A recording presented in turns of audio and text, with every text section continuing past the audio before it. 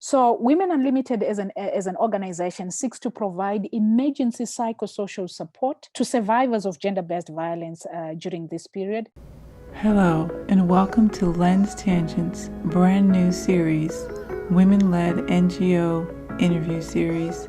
Today we'll be talking to Vimbai Kapurura from Women Unlimited Eswatini. Hi Vimbai, how are you doing? Hi Tana, how are you doing? I'm doing okay. So let's just tell everybody like what happened. So you had texted me last week and you told me that there was some unrest going on in Eswatini. It's also been all over the international news. They're going through pro-democracy protests. And so that's like a lot different than a lot of the stuff that we go through here in a lot of developed countries. Can you tell me a little bit more about what's been going on and how it's affecting you and your organization? Okay, thank you very much, Tana. And thank you for your time. I can safely say what started as peaceful protests in the form of submitting petitions in the country at constituencies to members of parliament has actually brought us thus far. So of late, there's been quite a number of protests by youths against police brutality, which apparently has been going on for quite a while now. So these protests led to a lot of social, economic, and political demands from youth and communities at large. And in response, the government of Eswatini stopped the submission of these petitions, citing to a rise of COVID-19 cases. And the threat was actually posed if anyone was to be found bringing another petition to the MPs was going to be apprehended. So the demands of the youths were actually including things like creation of job opportunities, political reforms, and banning of political parties, independence and transparency within the government executive structures. So this act from the government resulted in a number of protests in communities, and it also escalated to civil unrest in which a lot of shops were banned. Protesters went about burning down some of the business properties that are affiliated to the royal family. And security forces were in this case deployed to control the situation. And in this case, they went about shooting at unarmed civilians. So to date, we have an approximate number of over 50 people who were killed during this unrest, and other people were injured, and quite a number of people are still missing. Oh, okay. And to add to that, the government also instructed internet service providers within the country to shut down internet, which was also another violation of digital rights. So basically, this is what I can say is happening at the moment. And it is actually affecting us as an organization because it is very difficult for us to go about our day-to-day work in support for women emancipation in the country. Okay, so from everything we've talked about before, and what I know about your organization so far is you're an organization that's really all about helping the women and children in your country and in your region. How has all of this unrest affected the women and the girls that you serve? Well, Tana, I'm sure you will agree with me that in any given crisis globally, women and children are mostly affected. And in this case, women and girls were not spared from the state violence, with some circulating footages. I don't know if you saw any, but I can share with you, showing women being assaulted in their homes. We actually have a 14-year-old child who was shot and died, and he died during this protest. Property destructions resulted in thousands of women losing employment, and those depending on vending were left with no source of income. So women in the rural areas are hardest hit, with fewer shops remaining with food, and food has become scarce, which has also been exacerbated by what is happening in South Africa as well, because most of our food is coming from South Africa, including fuel. So right now there is also a shortage of fuel in the country, and those who were injured during the unrest or those who are going through abuse in remote areas are actually unable to get transport to hospitals and other support services. So others are also unwilling to seek medical care for fear of reprisal from state police. And indications are also pointing to a spike in gender-based violence, and most women are unable to access response and support services as before. We also have women-headed and child-headed households here in the country who are actually facing severe food insecurity due to the political crisis. And in times like these, it is paramount to note that young women and girls are found to be very vulnerable, and predators and or abusers, if I can say, will certainly take advantage of this situation and abuse women and girls even more. And so you find that girls and young women will not be able to make informed decisions, particularly when it comes to their sexual and reproductive rights. And this will consequently bring a surge in unwanted pregnancies and HIV. Therefore, this situation, honestly, is urgently calling for support to women and girls in the form of humanitarian support, medical support, psychosocial support, as well as economic support. Okay, Vimbai, I tend to daydream sometimes when people are talking and I start having these little, and I was thinking, I'm just dreaming of you having like, you know, all of the equipment that our organization is trying to provide your organization in terms of the video and the audio equipment and that sort of thing. And so if you had your radio station set up and you had all the equipment you needed, can you tell me like what you would be doing right now to improve the lives of the girls you serve during this period of unrest? Would it be, tell me about like support, encouragement, education, tell me all the things that you would be doing.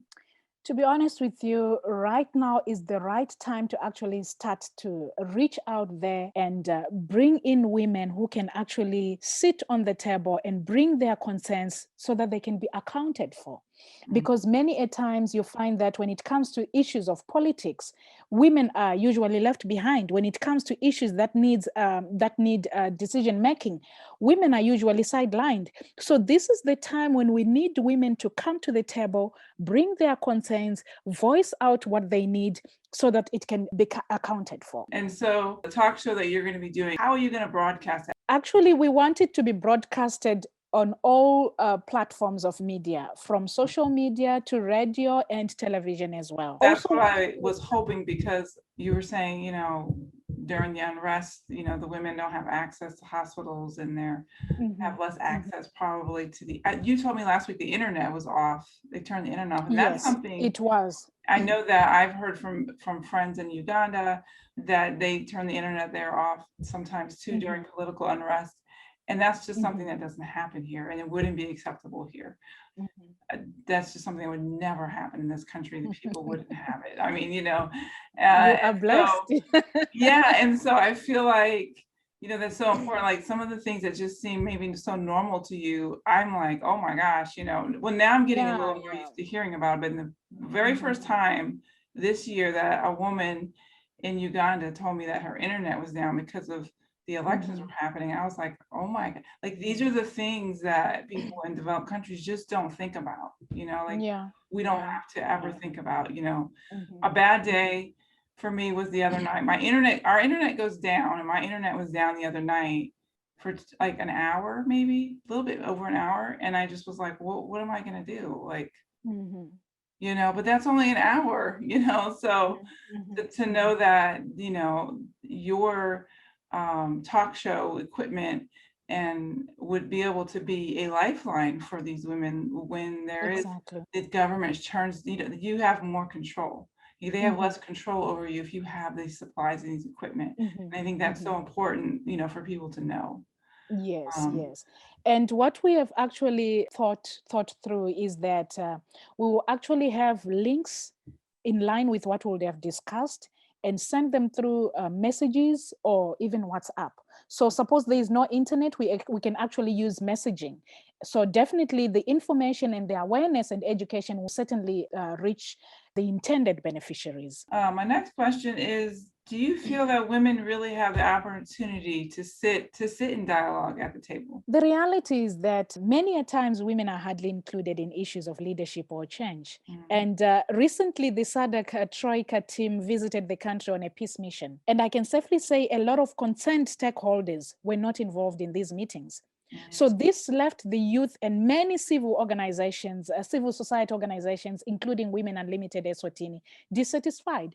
And this caused another mobilization for more protests against the monarch. And in this case, the king recently announced that people should come so that he can address them. There is a platform called Sibaya here, whereby the king calls for his people so he can address them. So this came at a time when petitions were banned, citing a surge in COVID-19 cases, right?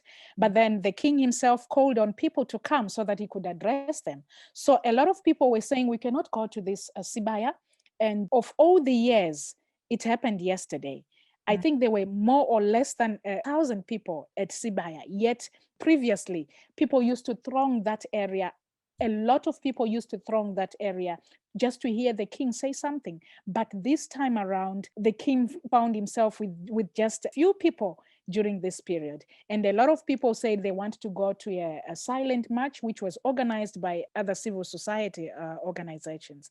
So the nation was kind of divided. When SADC Troika visited the country, a lot of organizations were not called, and a lot of concerned stakeholders were not involved as well. And this situation showed the lack of women participation in politics, despite them being the most affected during any given crisis. However, Eswatini has since established a women's coalition in which Women Unlimited Eswatini is a member. We are a member of that coalition.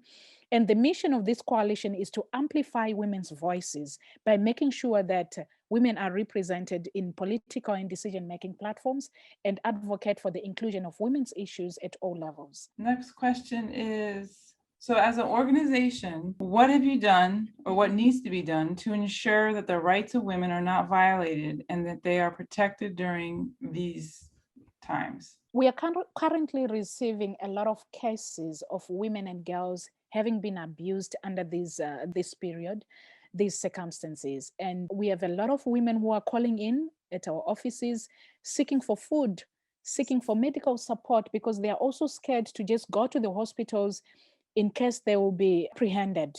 And so we need to influence the government and political leaders to engage peacefully and refrain from violent confrontation.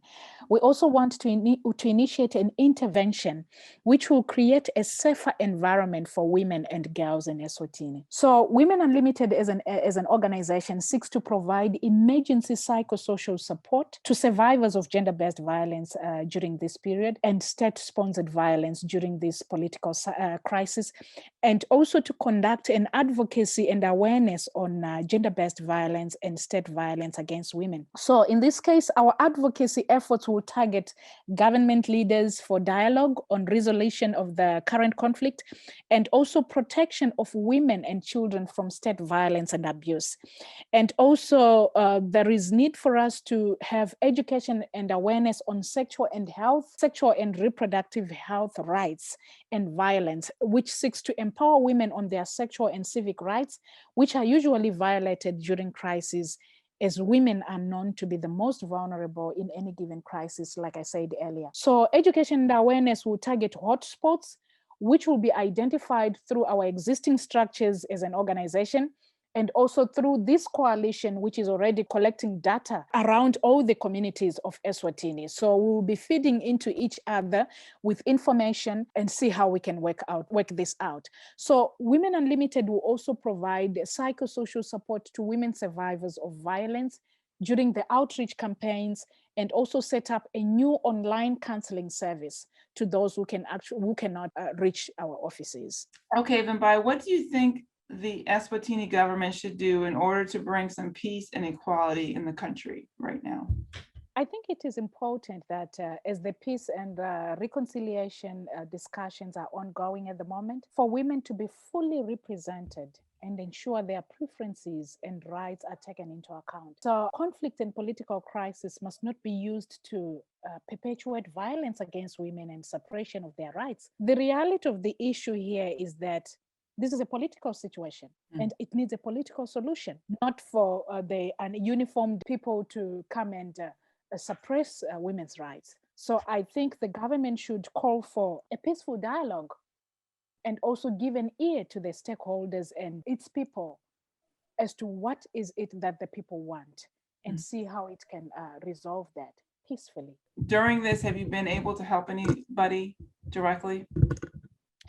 Yeah, like yesterday, I actually received a message on my phone of a woman who said she saw my number on our website, and she's been threatened by her husband that he's gonna kill her because right now they are facing a financial crisis in the house.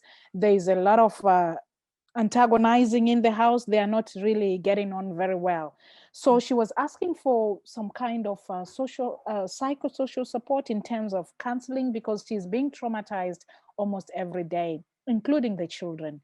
And she has got grown children, like the eldest, she said, is 13. She has three children. The other one is 10, and the other one is 7. And they have no food in the house. The husband comes and goes. It's like they're not living together very well. So at the moment, as an organization, we haven't getting any support in terms of humanitarian relief. So I had to fork out from my own pocket to actually get her a few basics to get her going for now. So she came through to the office yesterday, and we offered some kind of trauma counseling. She came over with her children.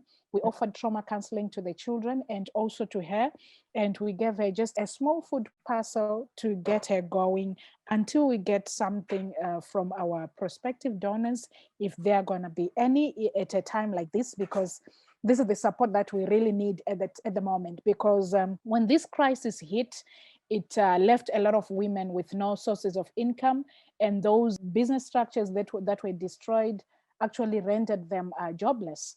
So you find that a lot of them, they have no support in terms of finance. They have no support in terms of food.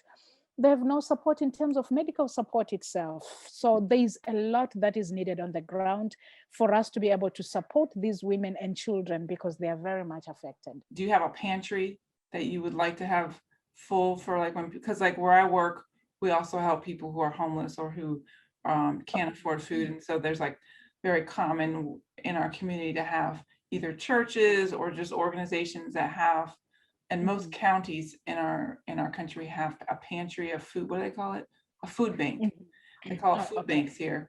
And so it's a place where people can come in and gather items to take home. Is that something you have or wish to have? It's something that we would wish to have, because we are a fairly new organization and our office is not that big. Our office is not very big.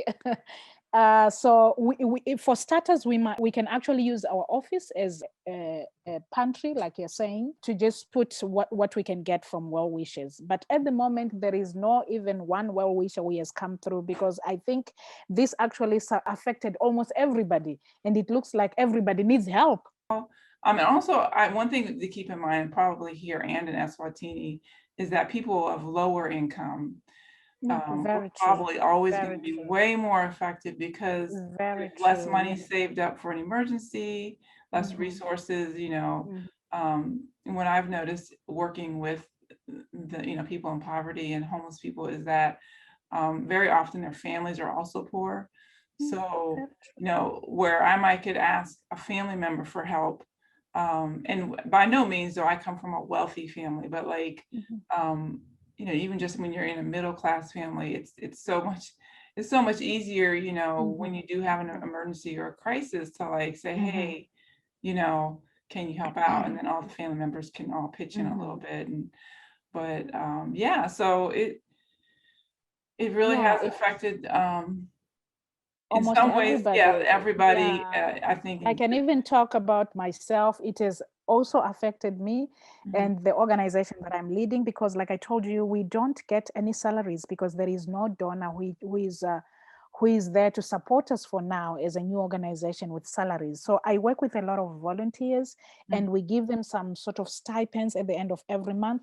But what is happening right now, of all the projects that we've been doing, like the EU that I mentioned the other day and the UNICEF project, we were supposed to get another disbursement this month.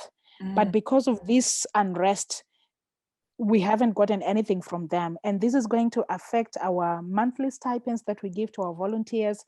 So we have been put on a very tight corner. How much does UNICEF usually give you per month? It's actually a project which is running for 6 months, and it's ending in September. And if that project ends, it means we have also halted our operations as an organization. So we are just hoping that anytime soon we will also get another grant from another donor, which we are looking forward to. And our EU project is going to be ending next year, February. So in line with the activities that are lined up under the UNICEF project, I think we are supposed to get something like $3,000 for the 2 months that are left. And it has never been enough, but we're just appreciating that at least it can keep us going to do our activities and to be able to pay some stipends to our volunteers. But at this moment in time, it's really tough. And this reminds me too that there is this shift, I think, among some of the bigger aid programs that, and this is what gave the idea for Lens Tangent, is that when you help local nonprofit leaders who live in the country and work in the country and are from the country, you're doing a whole lot more good, because their programs have been shown by studies and data to be just so much more effective and do so much more. So I think that's something, to work on, is getting the word out. Your organization is going to be in need of some more grants and some more funding, and anything that, we can do at Lens Tangent to help with that, we're happy to do. Well, thank you so much today for meeting with me today, Vimbai. We're gonna try to get this fundraiser going. And as soon as we get it going, we will add a link below this video, below the last video that we posted. And let's work this. Hopefully 2021 will finish off with you having the equipment you need to get going, what you need to get going. That will be very much appreciated. The more awareness we can get about the work that you're doing, I think the better, your funding and stuff will turn out. So thank you so much for being with me, and I will talk to you soon. Thank you so much, Tana. Thank you so much for your time. Hope you will be well very soon. Yeah.